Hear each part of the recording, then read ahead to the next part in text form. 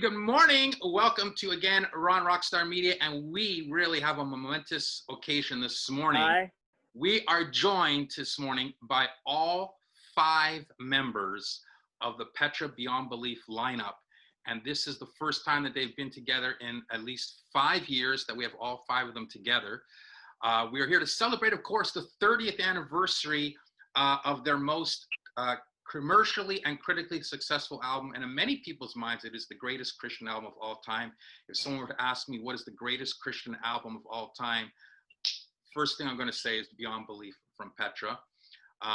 Again, they had a huge success before and after, but because this is 30 years ago this month in June, the album was released. This is going to be a little bit of a celebration, and we're going to get all 5 of the guys to talk this morning a little bit about it. So we finally got all 5 here. I think we still got Louie joining us. We see Mickey Mouse down there. So thank you for joining us. So over here we got, of course, Bob Hartman, the founder of Petra, guitar player and main songwriter. Good morning, Bob. Thanks for joining us. Good morning. There we go. John. Yeah, we got John Lawry, of course, keyboard player for Petra, and of course, probably maybe the best keyboard player in the history of Christian music. I'm not sure. You or Mark Gershmel, it's one of you two. Well, I don't know. I live here in Nashville, and you get humbled every day. There's so many great musicians down here.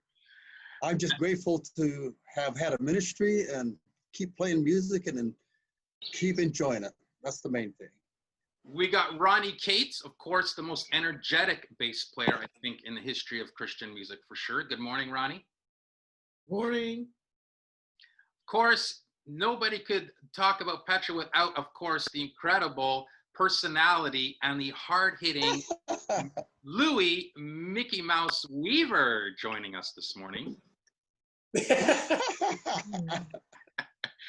And of course, last but not least, the man who brings the voice, who still at this age, I think he's only maybe in his early 50s, late 40s, he still sounds like he's in his 20s. Yeah. John Schlitt. Absolutely. Thanks for joining us, John. This is so cool. Thank you for allowing us to all join together and talk about a project that we're all very proud of. And after 30 years, it's still, I mean, it's timeless. As I look back on it, I watch videos and I listen to the material. I was very blessed. I'm very blessed. I was part of an amazing band, and it's been, you know, guys, when we're on stage, we sort of take each other for granted. But when we get off and there's time to reevaluate and you start comparing what's happening today, yesterday, and tomorrow, all of a sudden you guys stand up. I mean, you're still standing up there, man. You're top quality. You did a great job.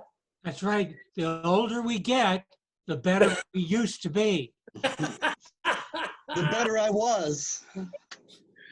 Sure. But we got proof, guys. We got proof. All we got to do is plug it in and listen. Come on.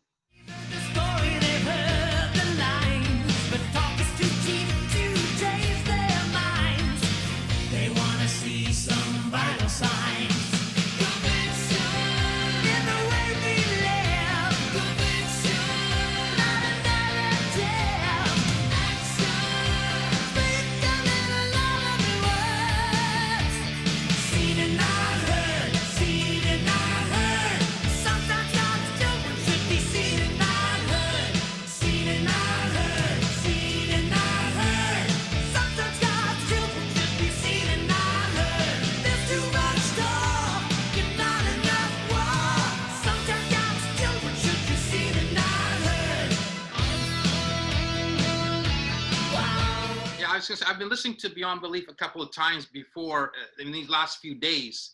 And another great thing, John, what you're saying about the quality of the musicianship is that, you know, sometimes you listen to certain albums and after years they get dated. But Beyond Belief does not sound dated at all. It actually still, to this day in 2020, it still holds up. Like, it doesn't sound like it's 30 years old. It sounds like it could be released today. And I think that's a great achievement. Anybody have anything to say about that particular comment, that why it still sounds so undated, like it still sounds modern?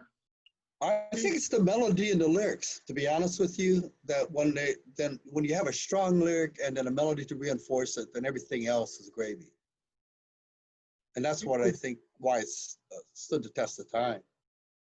Yeah. It's a unique time period where, in my opinion, where the songs were so incredibly strong.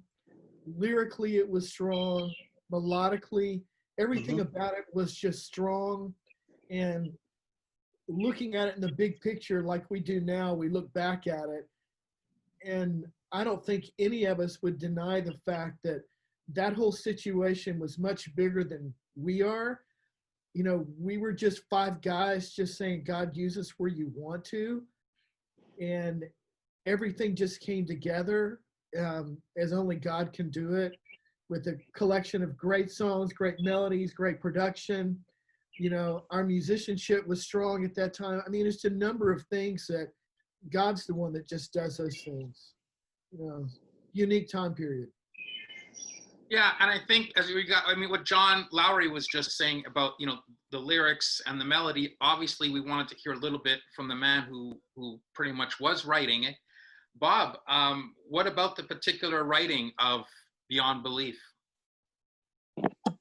Well, we were at a period there where we were working very closely with churches, and we had been on tour with Josh McDowell, and the Beyond Belief tour, very first part of that tour was pretty much all with Josh McDowell, which was really great for the album as well, because we were in front of a lot of people. And I think that when I was writing, I was thinking about kids and youth group. That was really to me, the main audience for that album. And, you know, songs like Beyond Belief, talking about going deeper with your faith. And another one I almost forgot about, Creed, which was really one that talked about our beliefs and how important it was to believe in something. And you know, there's a lot of songs on there.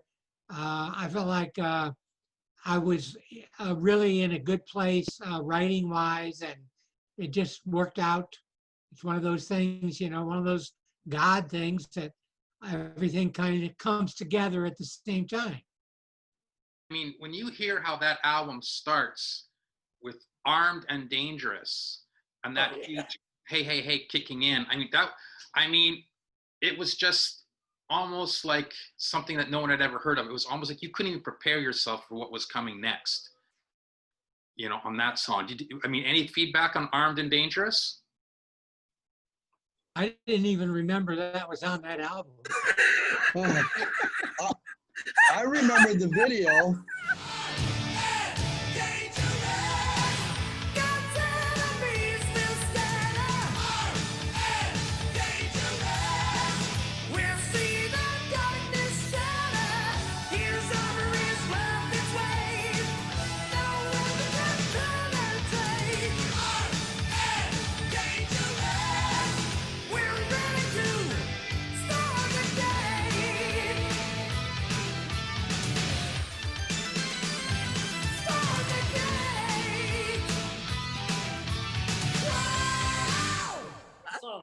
Hey guys, I was at a friend's house the other day and he was playing, I don't know what, one of our records, and I go, hey man, that sounds good. Who's that? He goes, that's you, stupid.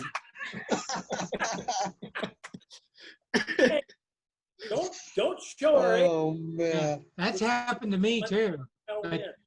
But the hardest thing for me is remembering what songs were on what album. Oh yeah, that's impossible. I could go one step further. Remembering is hard for me. Thanks, Louie. Come on, Ronnie, butt in there. You're the youngest. Tell us we're all a bunch of old guys. No, man, it's in some ways that time period seems like that was 6 months ago. Like it has gone by so fast. And then sometimes I think about it and goes, wow, that was 30 years ago. But I remember the first time I heard the record done, like, you know, we would come in different points and record our parts and would rarely be in the room with one another at the same time. And guys, the first time I heard it completed was at GMA week when there was a listening party.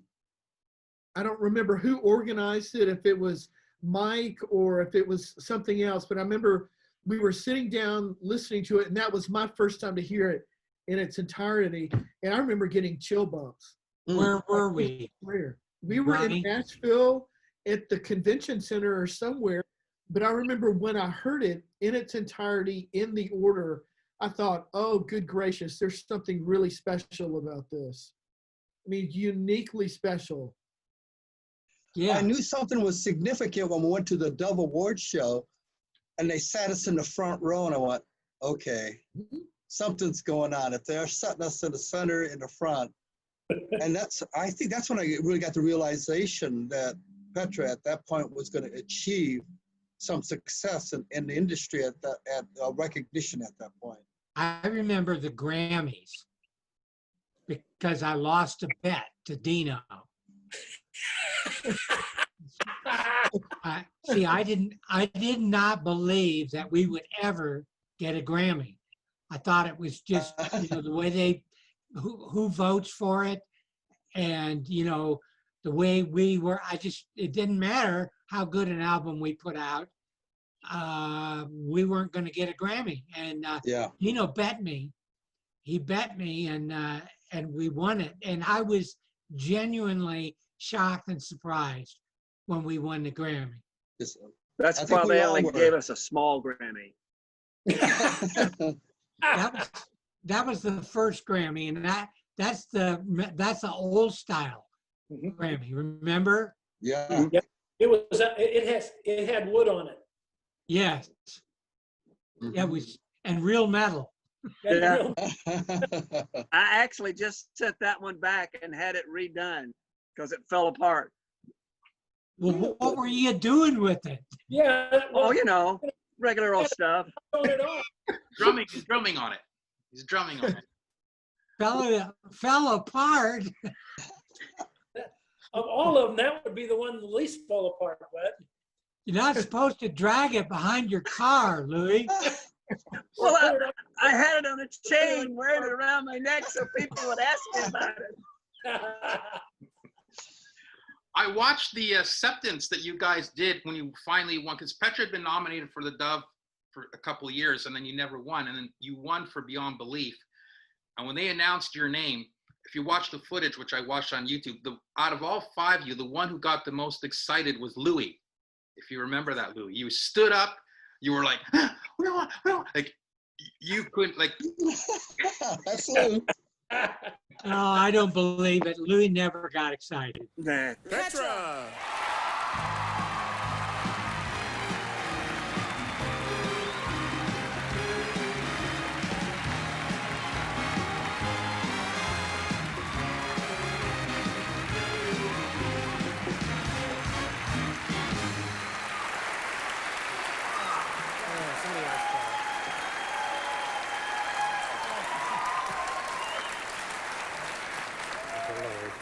We want to just praise the Lord for this award. And we want to thank all the people that have worked so hard, the record company, Word Records, John and Dino Elefante for their perseverance and dedication and hard work. And we'd also like to thank all the radio people out there that have worked very hard. Thank you. And we'd like to thank our wives and our families, our children for being patient and praying for us. We'd like to thank our church groups and our friends. And most of all, we'd like to thank the Lord for giving us something in our life to live for, to sing about, and to tell other people about.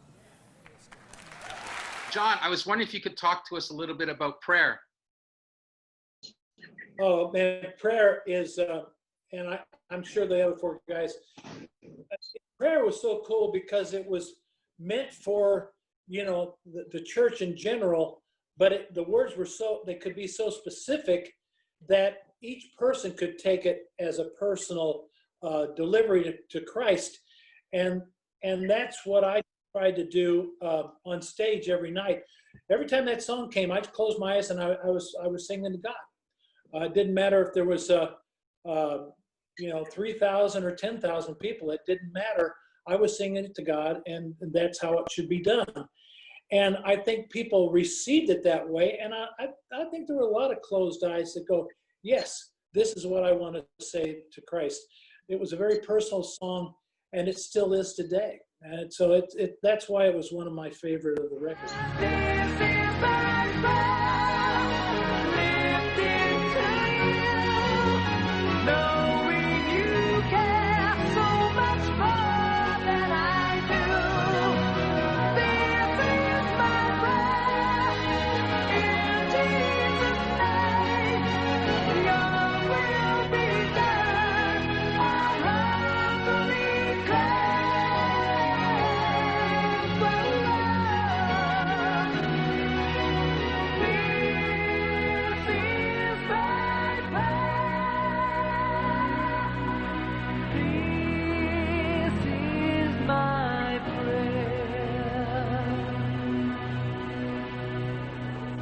About some of the popular songs, like we talked about prayer as well just now.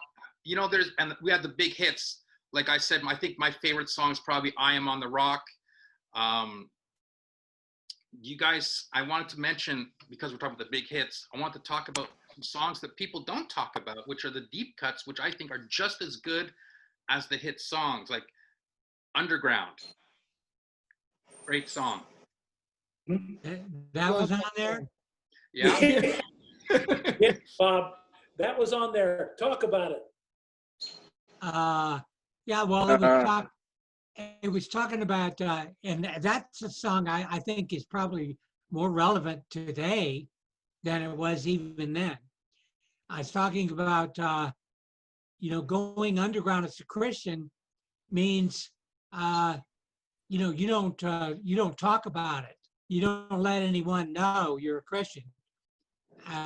It's like today, with more and more persecution, that song has a lot of meaning. It's basically saying, I won't go underground with this. I'm gonna let everybody know where I'm at.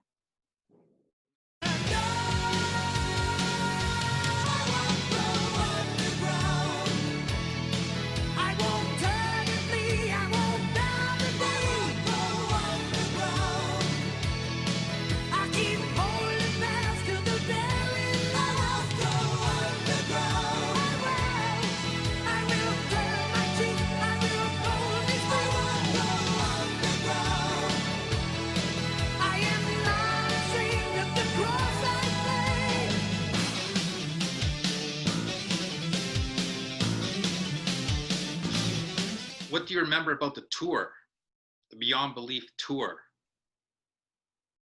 Anybody? It was fast moving. I mean, Blur. Josh McDowell was a major part of it. And it was the first time that a speaker, a very respected speaker of the regular church or the typical church, went hand in hand with the oh my gosh, it's a Christian rock band. And the combination, thanks to Josh and his belief in what we did and us supporting him, it opened up doors that had never been opened up before. And it was a very unique time for us, starting way back with This Means War. We mentioned the records that were in hand, and the Josh McDowell Petra tour went on for a long time. And it was a unique, amazing experience. And Beyond Belief came in and opened up the doors for us totally internationally. And with the regular churches that wouldn't have touched us with a 10-foot pole before, it was a whole new experience for us. Can I add something to that, John? Please do, bud. Yeah, prior to that, we had been working with youth pastors. Mm-hmm. We had been, having meetings with youth pastors and talking with them But on the Josh McDowell tour, every day at lunch, we went to a meeting with church pastors. Yes. And many of these church pastors had been saying, telling their congregations for years that rock music was of the devil. And here comes Josh McDowell touring with a rock band, and he let us talk, and he gave about a 20-minute apologetic for Christian rock music. I personally believe that that did more for contemporary Christian music than any other thing I ever saw through all the years of breaking open contemporary Christian music, because of what it was like before that tour and what it was like after that tour. The privilege of night after night traveling with Petra. A lot of people ask, why in the world are you associated with a Christian rock group? I thought you were level-headed. And one of the things that I say is this: is 25 years ago this year when God called me into the ministry, he didn't call me to be successful. He called me to be obedient. I was wondering if there was anything from that period that you guys personally remember being a very inspiring moment for you from the Beyond Belief era, something that really still holds in your heart and your mind that you remember from that particular era, that, you know, something a fan happened with a fan, or just something musical, or...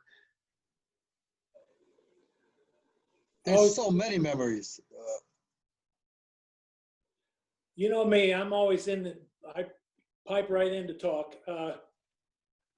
I've answered that question many times, and I've always given the same answer, and that is, there was a Josh Petra show in California, and it was I think it was at a college. You guys can probably give more details as you hear the story. And this place had extra wide aisles and just very wide, you know, I was surprised with the depth of the aisles, you know, the bleachers, the main thoroughfare, and we were up there, and Josh was giving Josh would give the altar call, and we would stand behind him, and he gave his testimony, he gave his altar call, and there were so many people that came forward that all the aisles were packed full. And I remember that because I'm going, man, yeah, you know, it is packed.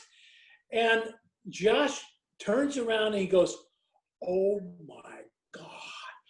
And we had to stop the concert, because usually what would happen is we have the folks go to another room, and there was no room big enough. So all the volunteers had to come into the building and talk with the people. We'd have people talking with them, and whoever gave their lives to the Lord that night. And so we had to stop the concert. And I just remembered, for some reason, it was like, this is what it's all about. Praise God. And it was that every night with the Beyond Belief concert with Josh, and the people coming forward was always amazing. But that night was extra, just almost shocking. And so whenever I think of the Josh McDowell Petra or Petra Josh McDowell concert, I think of that one night. And that was a result of two very unique, almost opposite type of ministries joining together and seeing that kind of result. And you know, John, to add to that, I think that we had a request assistance for more people to help minister to these people. Oh, yeah. And then we ran out of all the pamphlets and material and everything. And of course, we had all the churches organized to minister, but it just was so many. It was just one of those humbling, it brings you to tears. It's like, I remember emotionally that night, you just thank God. It's kind of like, you feel so humble. Yeah. You get humbled, and you just feel the God at work, and just to be a small part of that was amazing. And that's what I'm sorry, go ahead.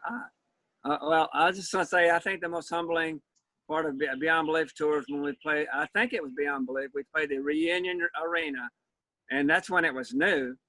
and I forgot, it was for a bookseller thing, and there were 20,000 kids in there, and it was all the way around us.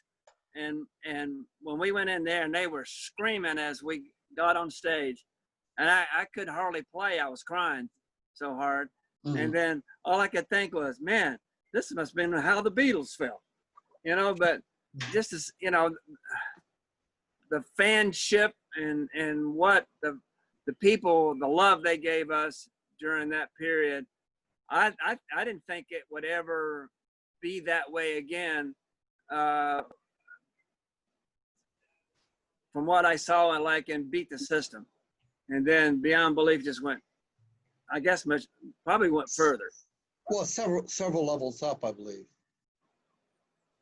But my favorite part of Beyond Belief was, that's when I decided to turn my drum sideways, and I was right up front there. And I've had so many comments of people, why'd you do that, Louie? I said, because I wanted to be down there where you guys are. I wanted to be able to see you and not just be a drum kit back there. I wanted to be a person on a drum kit.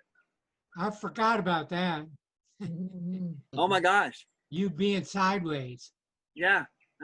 You stood right in front of me, Bob. I can't remember what Beyond Belief stage looked like. Describe it. Two tiers, two ramps, two tiers on the side. There's a back start, and Ronnie was all over that. I mean, Ronnie used up every inch of that stage.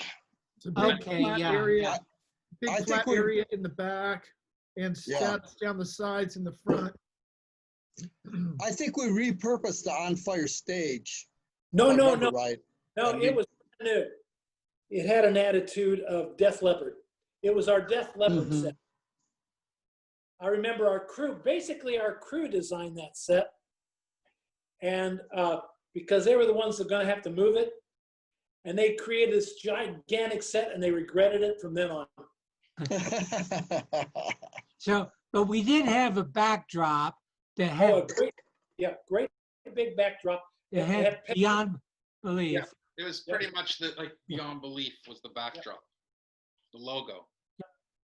The major thing was, like you said, Ronnie was running all over the place. It was a gigantic stage, and Ronnie he took charge of just about every inch of it. I had to watch out because that boy was running. I mean, we collided. It was dangerous. Ronnie was dangerous. I had to know where he was all the time. Ronnie was the Energizer Bunny. Oh, buddy. Well, that was one of my questions I was just going to ask you. Again, from that period, do you guys have any Spinal Tap moments that happened to you? Yeah, we were actually lost underneath the building going to the venue. Remember that, guys? Many times we'd say, "Hello, Cleveland." Hello, Cleveland. Trying to figure out where we're at. Yeah, that happened. Okay. What was that in Chicago? Wasn't that when we were underneath there and it got lost heading to the stage? Well, it's those older buildings. You never know. Okay, I'll give you one. I have a habit of when we first start the tour, I don't remember words very well. Oh, really? No, I know it's going to shock everybody. Yeah. I think it was, believe it or not, I think it was either Creed or Prayer. And we start the song. I mean, we had spotlights galore. There's always one blinding me. And I'm singing, and I can't remember the first line of the song. And we start the song over like twice, and finally, I remember this. Oh, my good buddy Bob. Yeah. Who wrote the song? I said, Bob, what's the first line? He looks at me and says, "Get away from me! Get away from me!" I remember that. Get away! I don't know you. I don't know you. This is in front of at least 4,000 people. That's great. I remember that was so funny. Get away! And I'm going, The spots the spots are following him over to me. And it's like, and people think I'm supposed to know and give him the right words. Well, you wrote the song. So I'm running away. I'm running away. Get He's away running. from me. And he said, get away from me. You're Get on away. your own. You're on your own. So that's a memory I've always had. Yeah. Yeah, that's a good memory. That's good. Yeah. Yeah. Well, maybe guys. I got a better memory. Like a nightmare. I got a nightmare of John on stage. We went to Europe, and he Oh. wasn't used to us having monitors out in front of him. He couldn't use his inner ears, and he tripped over the Floor monitor. the monitor. But he came back to the drums to complain to me, just like he did to Bob. Just like, go away. Well, guys, that was during the time where it was cool to have nothing on stage but monitors and drums. All the amps and all that stuff were underneath, and so I think it was in Sweden, That's right. Yes, it was. That's right. and John and Dino was there. It was just about, and I'm going out there, and I mean, their spotlights it was Super Troopers, and there were like two of them, and I was blinded. So I always go out in the front of the stage, and normally we have side monitors for me, so we don't have any floor monitors in the U.S., but because this was Europe, there were floor monitors everywhere, and I forgot. I get excited. I'm trying to sing to the crowd. I back up and I fall flat on my beat. And I get up and there's no place to go. It's all empty stage. I'm going, so I run back to the drums to try to hide. I'm ticked. And Louie goes, get away from me. I mean, it's like, you'd think my buddies would want to help. A little more compassion. No. Not. Hey, No. I don't know you. Exactly. It's like, don't go near me. Get away from me. Every It's like, time John did flubbed up, he had to go to somebody else on stage and share his flub. well, I was trying to hide, man. And the only place to hide was the drums, and you chased me away. I can't believe it. And what was so funny and ironic about that show is that we were in the round. Oh, So there were people sitting behind us as well. yeah. Yeah, it wasn't round, but you're right. There are people in the back, and I'm going, Yeah. yeah, it was me. Yeah. I face, yeah. Yeah, that just happened. I forgot. You're right. Yeah. Okay, we went and played the Falkland Islands. Okay, we got through with the concert. We went forward after the concert to bow. We did our bow, and all of a sudden, our sound man said, "You guys were gone." The crowd pushed forward so bad they pushed the entire stage over, and we went riding down the Crashing down. 8x4x8 square thing to the ground, and nobody got hurt. Yeah, that was the last show of the tour, Yeah, Yep. or that run. That run. that was I remember amazing. they had a space between the stage and the audience, and they had a bucket brigade going back and forth through there. Remember that? Yeah, To keep the people back, and they would splash them with water. yeah. Wow. Now, guys, And- this is such a momentous occasion. You know, we're talking about all these great memories of that era and so many great stories. I mean, you guys are even rekindling a little bit. The one thing to get you guys together to do this was so fantastic. And the one question that is on everybody's mind as they're watching this, and people have been asking it for a while. I mean, I know because the virus sort of changed things, but what's the possibility for the 5 of you to go out and do maybe a special show or a couple of dates together, and you do Beyond Belief album in its entirety, song for song, take a break, come back and do some other Petra hits? I mean, we know we have the CPR band, and I know John And Bob, you guys are doing some Petra dates later in the year. So, I know you guys got Petra, but I mean, this particular lineup of Petra, to go out and let's say do Beyond Belief in its entirety, what would be is anyone interested? Would you guys like to do that? Would anybody care but you? Everybody would care. How many people would show up? Because on one of the Petra fan sites on Facebook, not that long ago, they did a poll of their favorite Petra lineup, and the Beyond Belief lineup, you five were the most popular lineup by a landslide win in that poll, and Beyond Belief was also the #1 favorite Petra album on the fan page, on one of the Facebook fan pages. So obviously, since this lineup is the most popular for fans and the album's the #1 most popular and it's your most successful, I think if you guys were to do it, even if you did one special show, like Whiteheart did that special show for Freedom last year. And I think if you guys went, so we're going to do Beyond Belief in its entirety, song for song, and then take a break and come back and do some other Petra hits after. I mean, I think the fans would really appreciate that. Would you guys be open to that? Nothing's impossible. Nothing's impossible, but the logistics and amount of work, and it's almost like you'd have to do more than one concert to justify all the effort. I think you do too. I agree. I agree with John. Lots of rehearsal time. Yeah.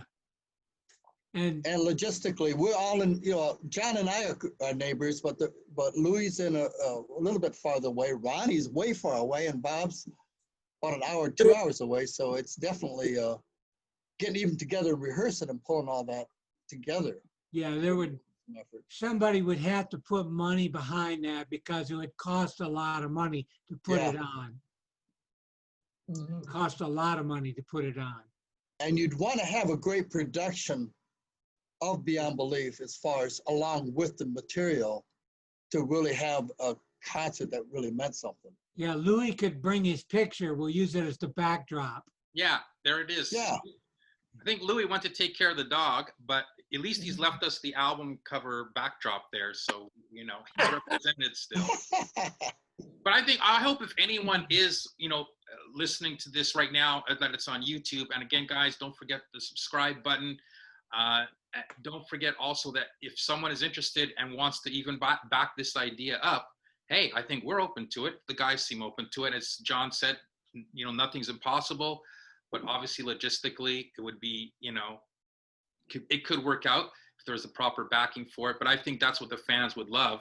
And again, I know, John Lawry, you and Louis doing the CPR, you got that coming up, I think, and you've got another podcast interview like this coming up on Sunday. On Sunday, yes.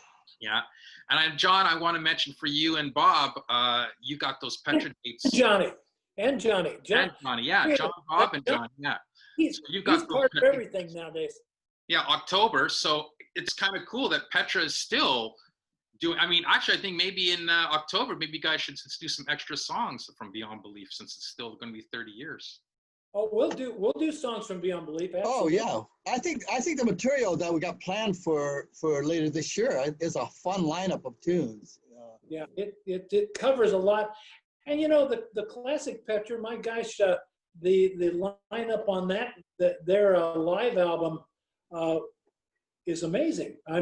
So you almost get 2 for 1 because the classic Petra, that live concert at I call it Twitty City. They've changed it, but that was a beautiful live concert, and I listen to it on Spotify all the time. And the three of us, doing what we're doing there with the later Petra, is pretty classy too. So would the dream team, as they call us here, could we play together? Absolutely. We proved that 5 years ago. But as Johnny put out, it would take for us to present it and people not to be disappointed, because our biggest competition is us. Because people remember the Beyond Belief tour, and we would have to be at least that good or they'd be disappointed. And to do that, it takes a lot of build up, and to do it for just one show. Maybe if it was for a tour or something, that makes sense. But I think we are all perfectionists. And again, we've got to compete with ourselves. And that's not easy because there was a lot of production, a lot of amazing stuff going on back then that just went in hand as we progressed each year. And for us to compete with that now is like, it's like reinventing the wheel. Well, when you figure that many crew members we had to pull off all the production, and then you have the feed them, and you have the hotel, the travel. And I think it'd be awesome. I think it'd be a lot of fun if we could do something like that. If someone got behind it and there was a sponsorship, I think it'd be fantastic. I think the band would love to do it. It's just a matter of the economics. Guys, I'm doing the 50th anniversary of the other band I was in with Head East. Last year I did a 50th anniversary with Flaza Pancake. Wow. Ball. I had a ball, but to do an anniversary for Beyond Belief, I honestly hadn't thought about it, but that would be very classy. I wish we could do it, but again, there's a lot of things that would have to fall in place, and we're all super busy. And there'd have to be that one person that just totally believed in it and wanted to do it. Yeah. And I don't know. Is there a Jerry Maguire out there? Huh? I said, is there a Jerry Maguire out there? There you go. There you go. You know what I'm talking about? I do, buddy. Okay. Yep. Yeah, it's one of my favorite movies, by the way, Louis. So it's cool that you mentioned that. So Now, if we would have started about a year ago with the idea to do this, it would have been a lot better, because right now, by the time we got this going, it'd be 2021. well, actually, if it started even a year ago, it still would have been held off because of the virus. Yeah. And you know what I was thinking too is when we were doing I Am on the Rock, the video and the boat leaking and the waves and Oh, yeah. remember that, guys? Yeah. I remember Oregon. the island that was sinking. Yeah, we did. Hey, And guys. Louis was worried about his drums. Yeah. The I drums have one of my out there. best friends here with me, and he asked me, "Hey, Lou, that I'm on the rock video you did 30 years ago. How'd you get your drums out there on that big rock?" I said, "A dinghy." I said, "I just hooked my bass drums over my head, and we took one piece out at a time, and we had to get off that rock before the tide came in." He said, "You're kidding me? You didn't have a crew?" I thought, "No, I had us." And the boat was deflating. It's what? The boat was deflating. Remember Yeah, that? okay, I remember that too.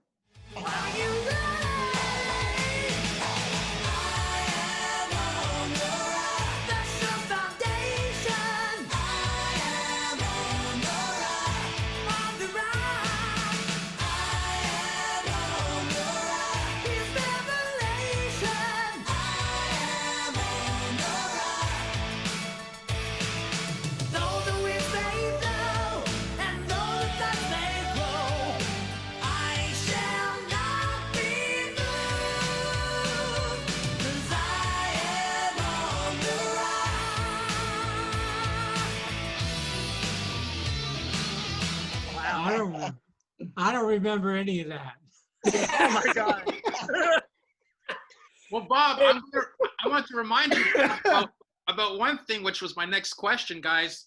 There's no way we could talk about Beyond Belief about the movie. What about the movie? Yeah, I remember that. Oh, that was fun. Good. Oh, Just in case you didn't remember there was a movie, I just thought I'd throw it out there. Yeah, I was in it. He was the mechanic. Yeah. I remember the desert. The desert was very hot, Yes. but very dry, and there was something really neat about it. Mhm. I have fond memories. My son going out on the rock where we did our video with the toy guitar, and he was out there rocking. I don't know if you guys remember any of that. Yes. Jeff I do. Jeff was out there. But and was it Tony was the lead? Was his name Tony? yeah. Yeah. Tony. I don't remember his last name. But we did those scenes with him. It was that was a lot of fun, you know. All I know is I was glad I never took up acting, because if I had to sit in a trailer all day and go, okay, Lou, your part, okay, go sit some more, and your part was only this, so that wasn't for me. I like doing my part and going to see the puppy. I remember they gave me a policeman's uniform.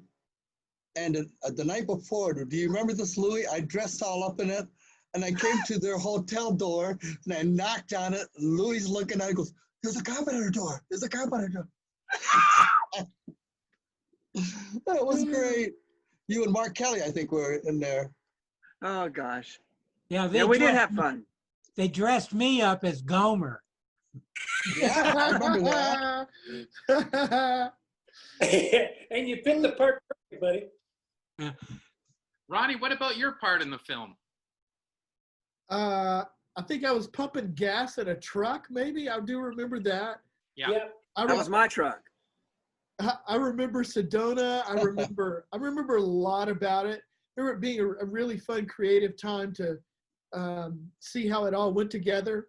But like Louie, I was glad I'd never been in the acting profession, because you literally sit around and wait just forever.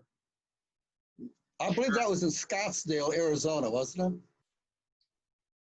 it? It was Scottsdale. Shot in Arizona for sure. Yeah. Because I even see here, I got the other press release from, again, another press release from Word back in the day, that you actually premiered that movie in a theater to a capacity crowd for the premiere. Do you remember that? Yeah, it didn't. I remember that. Work. I remember it was, everything was last minute, and we did not get an acceptable print of it. We hadn't even seen it. And when they showed it, it just wasn't very remarkable. It was not a high resolution playback of it. So it's kind of smeary, and then it's on a big screen, so it even amplifies the problem. That was But really, guys, we look better blurry. These days, absolutely. Well, you know what? Hey, getting into the whole focus of what it was about, I remember we said, okay, it's going to cost a lot of money for a music video, but we need to do one. Instead of just doing music videos, let's do a movie. Let's make it worthwhile. Let's have a purpose for it. And we asked favor. I mean, there was favors requested. We did that movie it was very expensive, but considering what it turned out to be, it was a lot of favors. Yeah, I think American Airlines was involved with that. Basically flew us all for free. I mean, they sponsored it. So the whole vision of the movie was, yes, it was a music movie, and it had those things. It had the teaching. As we were trying to do, we wanted to always make something. For Petra, was never about just the music. It was the message. What was the reason for the music, And I think when you put that as a top priority, the movie worked well, because like Ron said, you could see the message that we were trying to bring across. And I thought as far as the product itself, it was a groundbreaking. Nobody had ever done it before, and it worked.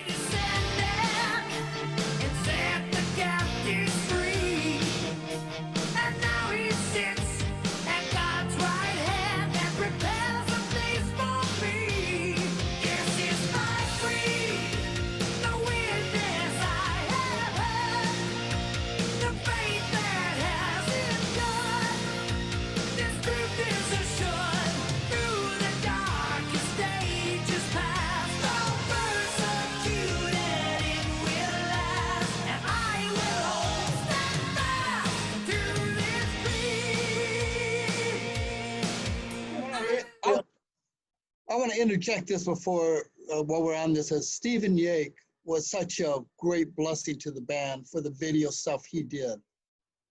And it really blessed us, and I think it propelled the band too with his talent. Yes, he did all of the video, Uh-huh. and it was a big effort on his part. How important was John and Dino Elefante's input on Beyond Belief? I think it was really important. I think they really helped Petra a lot. I think they were definitely a part of our success and helped Amen. us to put our ideas down.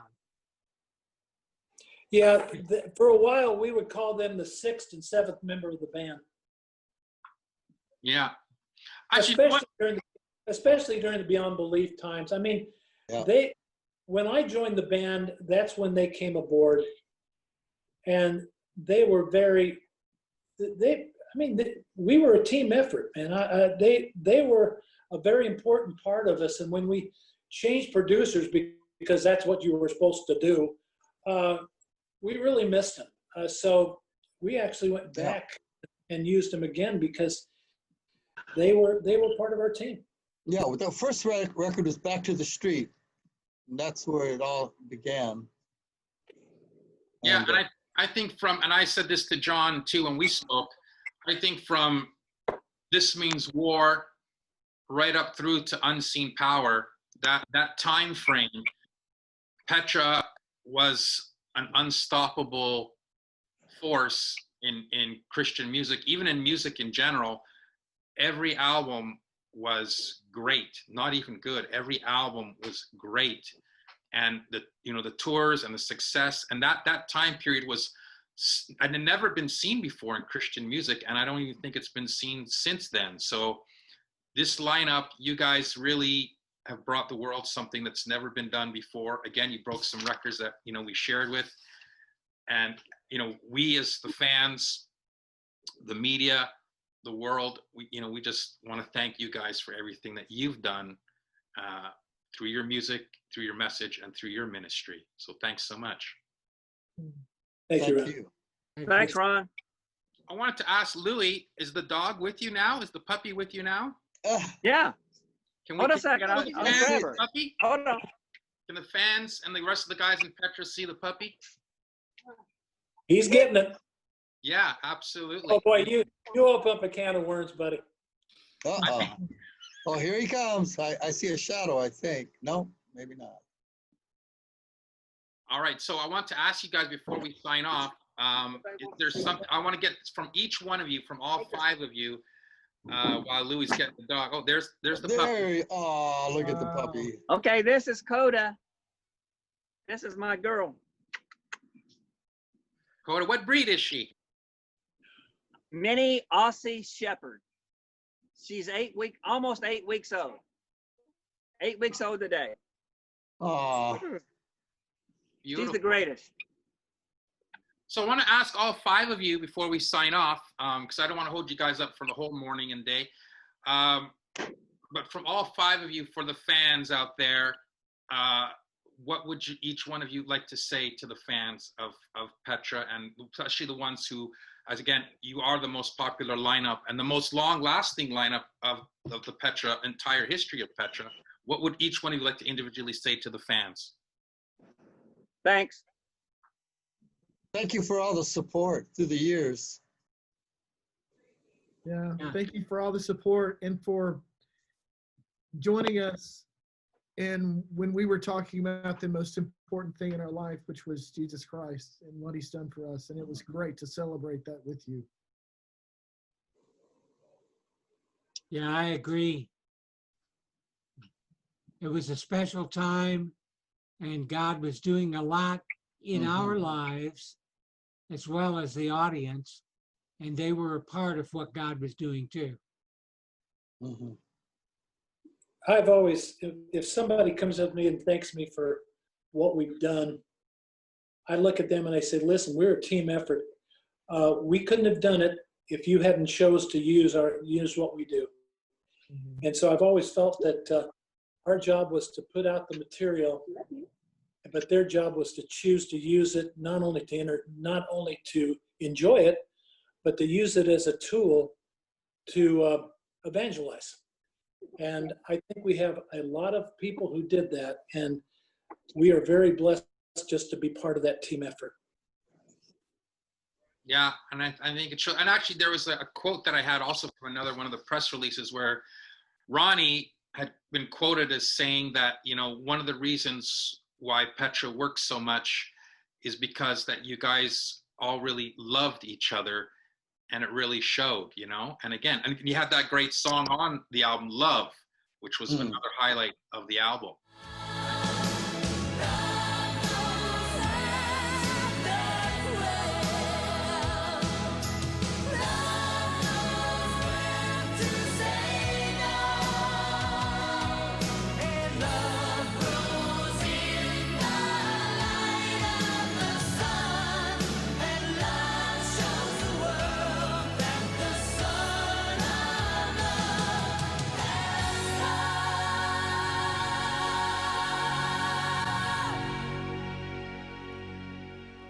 Was Love on Beyond Belief? Yes, it was. Yeah, it's on there. That was one of my favorite songs too on that we record. did have a pretty good album there, didn't we? Bob, do you have a copy of Beyond Belief? I do somewhere. I just haven't listened in a while. It has an airplane and Louie on the front. Hold you up, but I hope you guys had some fun. Again, for everybody watching, remember there's a subscribe button, so go check the subscribe button. And as well, again, John Schlitt's got a great new solo album out called Go. It's just like Beyond Belief. Every song is great. You can listen to the whole thing, start to finish. Never skip a song. It's a great album. So if you don't have Beyond Belief, you hear this and you're just, hey, I don't even know Beyond Belief, and we've been playing some songs in between. Go out, get Beyond Belief, and I think John Schlitt's going to mail a copy of Beyond Belief to Bob Hartman so he can hear the album. And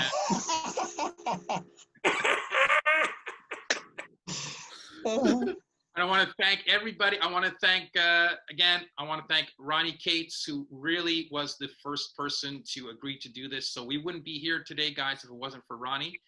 And then I want to thank, of course, John Lawry, Bob Hartman, John Schlitt, always a pleasure. And Louie, so glad we got you in the end. And I want to thank all 5 of you for joining us today.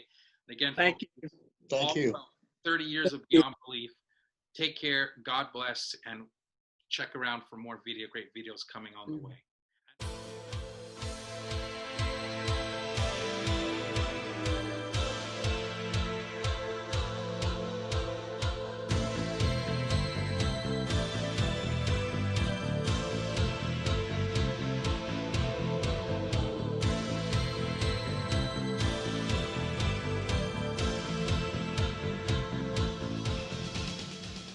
Ron, I'd like to talk about the big picture. Yeah. Okay. Okay. I see it back there, Louie. This is the big picture. Oh. What is that, Ron? That's the plane.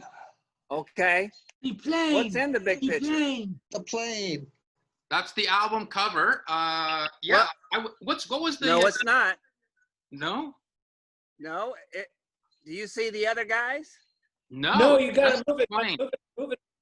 There's one down This there. is the big picture about Beyond Belief.